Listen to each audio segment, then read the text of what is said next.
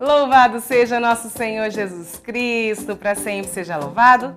Salve Maria Imaculada, boa segunda-feira para nós, começando mais uma semana aqui no nosso programa Sempre com Você, aqui pela TV Imaculada Conceição.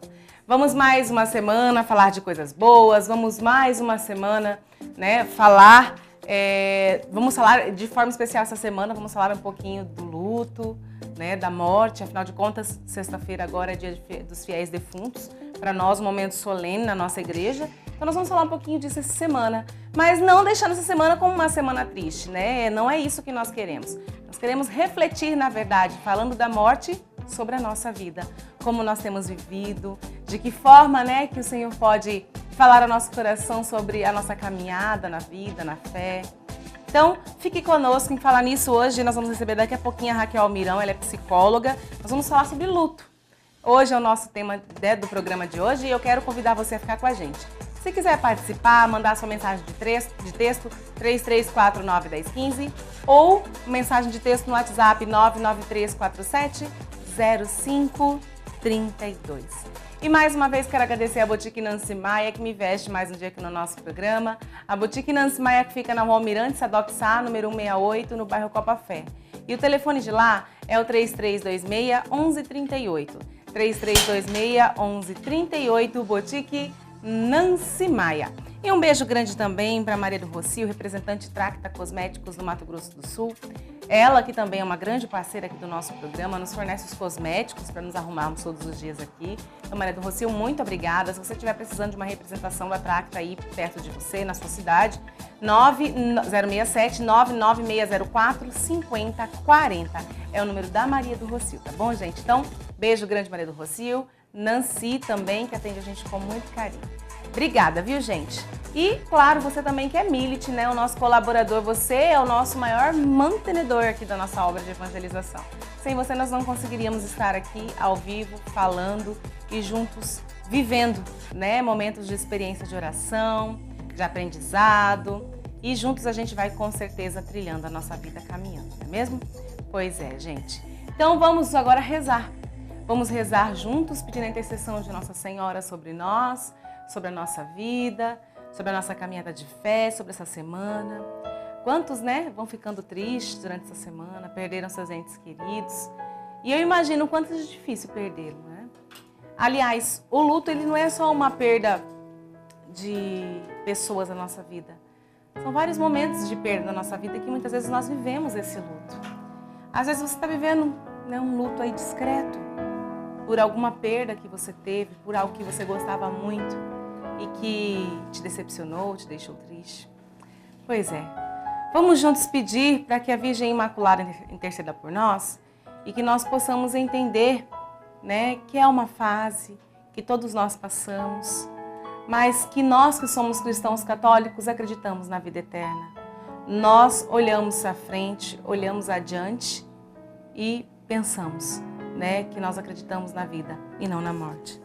São Maximiliano Kolbe nos diz assim nesse dia de hoje: a Imaculada sabe tudo e encaminhará cada coisa para um bem maior. A Imaculada sabe tudo e encaminhará cada coisa para um bem maior. São Maximiliano Maria Kolbe. E a Imaculada, ela sabe de tudo. A Imaculada, ela sabe do nosso coração. Sabe das nossas atitudes, sabe aquilo que vem do íntimo de nós, conhece o nosso coração, conhece o nosso íntimo.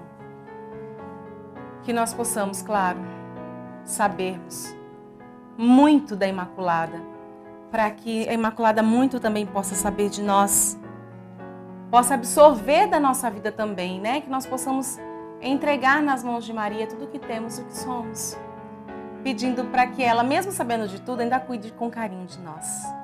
Cuide com carinho das nossas intenções.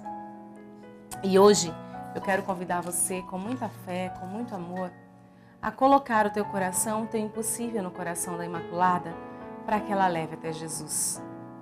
Não sabemos o que você tem passado na sua vida, na sua casa, na sua caminhada, mas sabemos sim que ela cuida de tudo. Sabemos que o Senhor nosso Deus, Ele cuida de tudo. Como diz o texto, a Imaculada sabe tudo e encaminhará cada coisa para um bem maior. Que você possa que eu possa acreditar nesse bem maior. Que algum propósito Deus tem na nossa vida para que nós possamos, às vezes, passar por tantas dificuldades.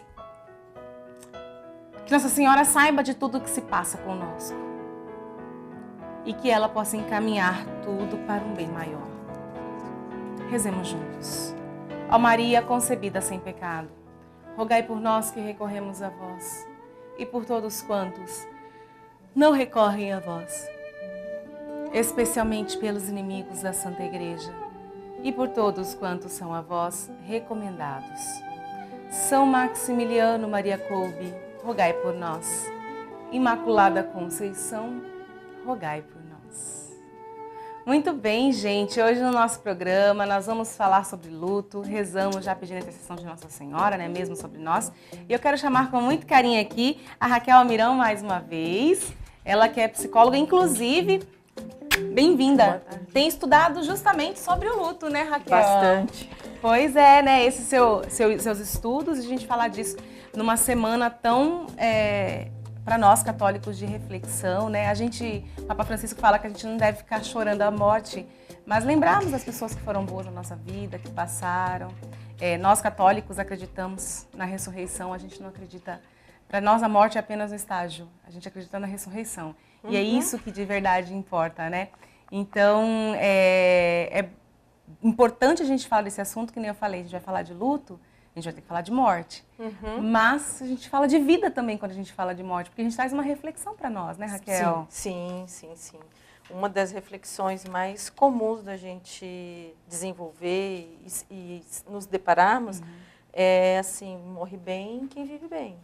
Então, viver bem é muito valioso para você poder compreender. Compreender, não sei se a gente compreende a nossa morte. Entendeu? Mas a gente pode cada vez mais, vivendo bem, vivendo melhor, ter esse olhar de coragem, ou ter esse olhar de enfrentamento, de viver, sabe? Eu acho que não dá, tem hora que falar de morte é tão simples, digamos assim, com relação à vida, porque envolve assim, viva bem, busque viver bem, queira bem. Isso ajuda. É verdade. Agora, eu falava na oração, mas assim, né, na introdução, mas eu quero saber de você. Se o luto, Raquel, ele tem somente a ver com a morte em si. Quando a gente fala de luto, a gente pensa logo na morte de alguém. Alguém que a gente gostava muito, alguém que se foi, que a gente amava demais, né? Então, eu estou em luto. E quero saber se tem só a ver, de fato, com a morte. No estudo do desenvolvimento humano, Antonielli, a gente sempre vai se deparando com situações em que as pessoas, né, os seres humanos, vão se deparando com dificuldades, com problemas. Agora, o estudo do luto, ele começou mais envolvido, voltado para aquele momento após a morte de um ente querido, de um familiar. Com o tempo, a gente foi percebendo que os sentimentos de pesar, as dificuldades de superar perdas, elas também acontecem em vários outros momentos da nossa vida. Então, a gente pode, com tranquilidade, dizer que o luto, ele não é exclusivo, né, só para quando se tem o envolvimento de uma perda, né, de uma vida, às vezes até dos nossos animais, por exemplo, que também é recente o reconhecimento do pesar pela perda do seu animal, do seu pet.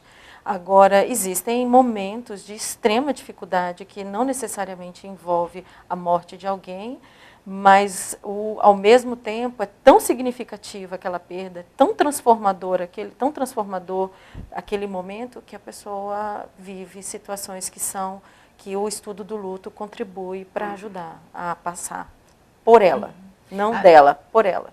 A gente, durante a nossa vida, a gente passa por muitas perdas, né? Não só as perdas físicas mesmo, de alguém que a gente sabe que se vai, a gente nunca mais vai encontrar. Mas, por exemplo, a perda de um emprego. A gente tem as pessoas, por exemplo, que quando passam por câncer acabam tirando uma parte do corpo e aquilo também causa, né, uma sensação dessa, né, Raquel? Bastante. As perdas no seu corpo, do seu corpo, elas trazem um ressignificar bastante da sua vida sem aquele membro, sem aquele membro seu que até então fazia parte do seu cotidiano, tinha sentido, tinha valor, tinha um significado bastante valioso. Agora, além disso, né, quais seriam os outros momentos em que a gente vive um luto na nossa vida, Raquel? Bom, eu vou começar pelas crianças, né? Que é normalmente quando eles passam pela violência dentro do próprio lar, pelas negligências, que são muito importantes e significativas, seja no lar, na escola, na sociedade. Então, a criança, quando ela se torna invisível, isso provoca, e ela não tem toda essa consciência, ela fica buscando quem olhe para ela. Então, essa é uma perda muito importante que vai trazer, que ela crescendo, ela tendo a oportunidade de continuar vivendo, ela vai se deparar com essa experiência da infância em vários momentos da vida dela, e isso vai ser muito importante para ela ter a dificuldade de lidar com perdas, de negar perdas, de não reconhecer perdas, de não chorar por aquilo, porque ela lembra que criança ela tinha uma angústia muito grande. Então, as perdas na tenra idade, elas trazem várias dificuldades daquele futuro adulto com relação à própria perda. Então, assim, crianças bem pequenas têm bastante dificuldade de construir uma referência de superação ou de enfrentamento. As crianças e adolescentes que têm a oportunidade de ter uma vida estável, com carinho, com atenção, com amor, eles tendem a ter uma outra forma de lidar com o luto. E aí, então, as outras perdas que são muito significativas, você falou com relação à saúde, as perdas inesperadas, né? Um acidente, ele tende a provocar catástrofes, né? Que podem acontecer através da natureza. A gente costuma dizer assim que são as perdas interditas, né? São perdas que chegam e faz um grande corte. É o antes e o após aquela situação. São perdas bastante, que modificam muito, que podem ser que revelem uma pessoa exatamente melhor ou uma pessoa que parece que morreu com o acontecimento. Às vezes a gente vê perdas financeiras. Nas perdas financeiras é mais comum a gente ouvir esse tipo de relato, né? Enquanto a pessoa tinha condições de gerir a sua vida, de manter um controle, ela tinha uma personalidade, ela tinha um comportamento, ela tinha uma postura, ela tinha um vigor. Quando ela perdeu, nunca mais ela encontrou esse vigor. Essas perdas inesperadas, a gente ouve muito falar assim, né? Ai, é duro quando a gente perde alguém por um acidente, né, por exemplo. De fato, quando a gente está num sofrimento, alguém está no leito do hospital, a gente já está esperando, entre aspas, é muito mais fácil a gente lidar com esse momento mesmo do que algo como um baque muito grande? Relativo. Porque eu acho que ninguém está preparado para perder alguém que ama. Não, é muito relativo isso. Existe, sim, estudos que mostram que nos ambientes que tem uma equipe interdisciplinar de apoio, de assistência a essa situação de gravidade, inclusive da morte, seja ela iminente ou não, esse suporte, essa atenção, esse acolhimento que as pessoas recebem vai fazer uma diferença enorme no viver do luto. Muito grande. Por quê? A pessoa, desde o começo, desde o começo da possibilidade da morte, ela entra em contato com essa possibilidade de uma maneira didática, de uma forma que a emoção dela e o conhecimento vão fazendo relações, interações. Então, assim, ela vive um choro muito grande da possibilidade da perda e, ao mesmo tempo, ela vive uns momentos finais com aquela pessoa de uma forma mais real, não de uma forma muito... como que a gente pode dizer? Eu vou falar mentirosa em que sentido? Até um tempo atrás, era muito indicado não falar sobre isso com quem estava muito doente. Às vezes o paciente não queria falar sobre esse assunto, às vezes a família falava, não, se falar ele vai achar que a gente já está se despedindo dele. Muito preconceito, muito tabu, né? Em torno da morte, do luto, o que faço, o que não faço, o que é bom, o que é ruim. Então melhorou muito dentro dos hospitais esse tipo de assistência. E alguns consultórios também, que nós, psicólogos, a gente também lida com isso dentro da nossa rotina, do dia a dia. Então, a gente está mais atento, está mais sensível. Agora, qual que é a importância, Raquel, de vivermos o luto na nossa vida? Porque é algo que não é agradável. Mas como todo sofrimento, a gente já falou de sofrimento aqui, né? Como todo sofrimento faz a gente crescer, né? Qual que é a importância da gente saber lidar com essas perdas na nossa vida? Eu acho que eu só vou conseguir responder bem sim, porque você continuar sendo feliz. para você continuar sendo feliz. Porque a morte, o luto, durante muito tempo ele veio carregado com muitas crenças e com muitas normas. Né? Então, assim, a mulher viúva, por exemplo, a mãe que perdia o filho, ela, além dela usar o preto, ela tinha que se fechar, ela tinha que ter um comportamento dali para frente. Então, assim, viver essa etapa de perda do luto com ajuda, aí a gente retoma a amorosidade pela vida.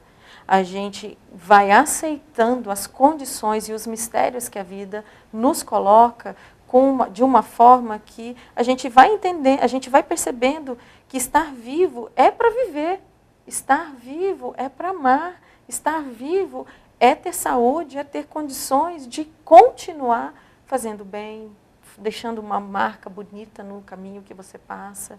Então, quem não passa por isso, quem não acredita nisso, quem se recusa, vai ter um pouco mais de dificuldade, vai atrasar um pouco mais essa experiência de alegria com a vida.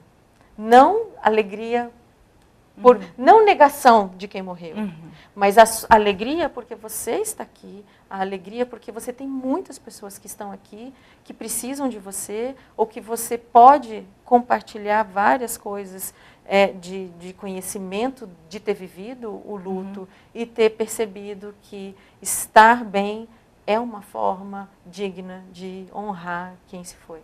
Existe, Raquel, assim, muito latente essa questão da negação mesmo do luto? Bastante. De não posso sofrer, não posso chorar. Não. Bastante. É assim que bastante, funciona? Bastante. Negação, bastante. Negação, resistência. Porque foi a primeira coisa que nós falamos, né? Morre bem quem vive bem. Quem vive bem tem mais força para olhar para isso. Então, falar disso, nós estamos vivendo hoje uma época muito curiosa da vida humana. Você pode ver que a maioria das campanhas, vamos falar sobre isso? Vamos falar sobre isso? Vamos falar sobre isso? Então, há uma necessidade da gente ter espaço para falar sobre assuntos difíceis que antes não existiam esses espaços. Lógico que temos que ter responsabilidade, enfim, didática para falar sobre esses assuntos, ética, enfim.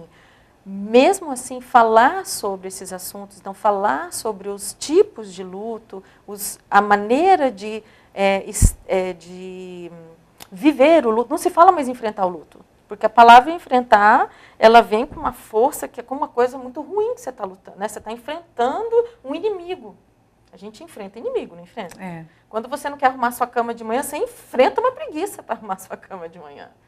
Ok? Então, assim, o luto, essa ideia de enfrentar o luto, ela está modificando ainda bem. É viver o luto. Né? Viver o luto. E cada um tem um jeito de viver, né? Cada um tem um jeito. Porque às vezes fala assim, a pessoa morreu, olha lá, 2 meses depois já está aí, rindo, contente. A gente ouve isso às vezes das pessoas. Né? Eu acho que talvez porque tem essa regra que você falava antes, que a gente era obrigada a ficar um tempo. Tudo tem que ser com muito cuidado, porque quando você traz isso, a gente lembra de pessoas que criam uma necessidade de acreditar nessa ilusão. Morreu, acabou. Né? A gente percebe que hoje os ritos também, eles são muito mais rápidos do que antigamente. Muito rápido. A gente fala assim, daqui a pouco a gente vai ter o drive do defunto. Passa, olhou, despediu, tchau. Ou olha, né? Olha que está passando e enterrou, acabou.